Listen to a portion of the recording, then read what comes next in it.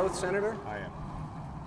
I, Barack Hussein Obama, I, do solemnly swear I, Barack Hussein Obama, do solemnly swear that I will execute the office of President to the United States faithfully, that I will execute the office of President of the United office of States, President of the United States faithfully, and will, to the best of my ability, and will, to the best of my ability, preserve, protect, and defend the Constitution of the United States. preserve, protect, and defend the Constitution of the United States. So help you God. So help me God. Congratulations, Mr. President. The main argument is that mixed-race children often suffer from split loyalties when they grow up, which is usually detrimental to their African side. Barack Obama is the usual suspect. His cardinal sin was spearheading nonsensical woke ideologies in Africa during his presidency instead of focusing on development. Hey! Habari zenu!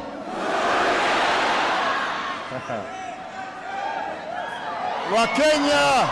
Impio! It is great to be back in Kenya. Thank you so much for this extraordinary welcome. I am proud to be the first American president to come to Kenya.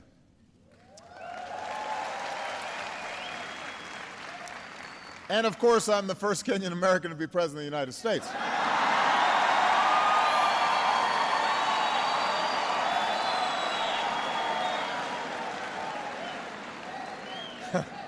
That goes without saying. I've been consistent all across Africa on this.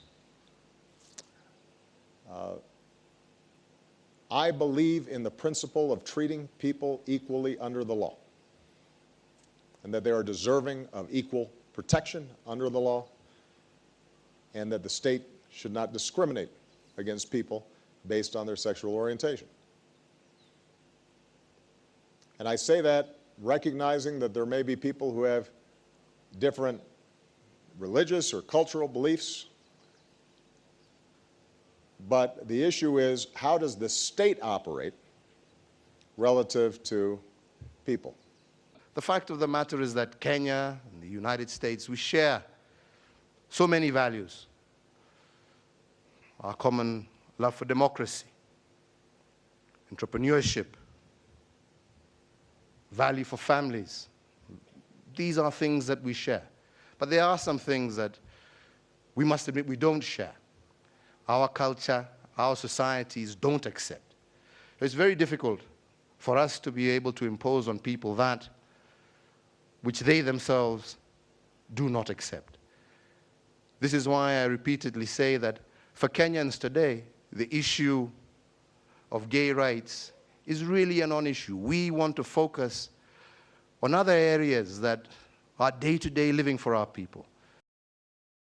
While not every mixed-race individual faces issues related to split loyalties, it is a legitimate concern that some might encounter internal conflicts when representing diverse communities. An example often cited is former President Barack Obama, who is of mixed racial heritage with an African father and Caucasian mother.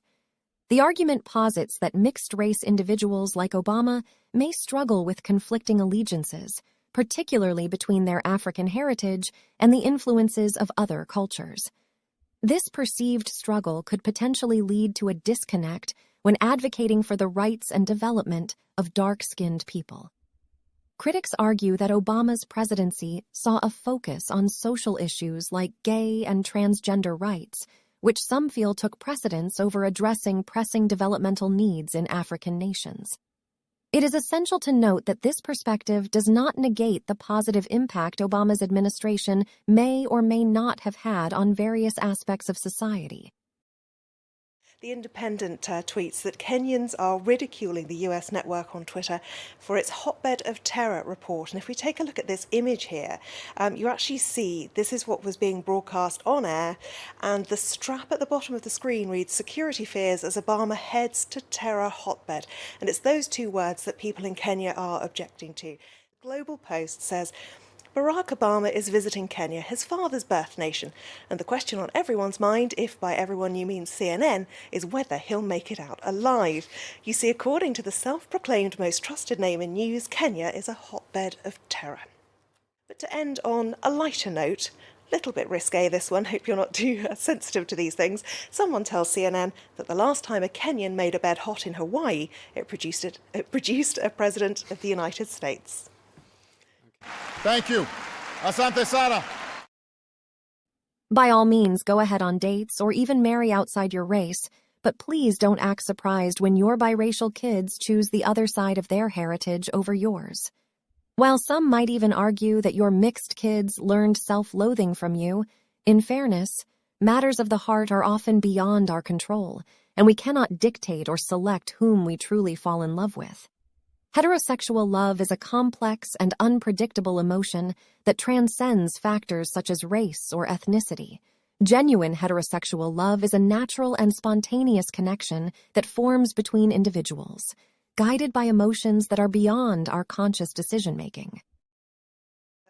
And my favourite cartoon from the Daily Nation, which is a Kenyan newspaper, someone tells CNN, the error hotbed. Makes me want to go to Kenya, actually, looking at those pictures you just showed there. And some comments coming from far and wide, as we can see. One of them that you've picked out for us has come from none other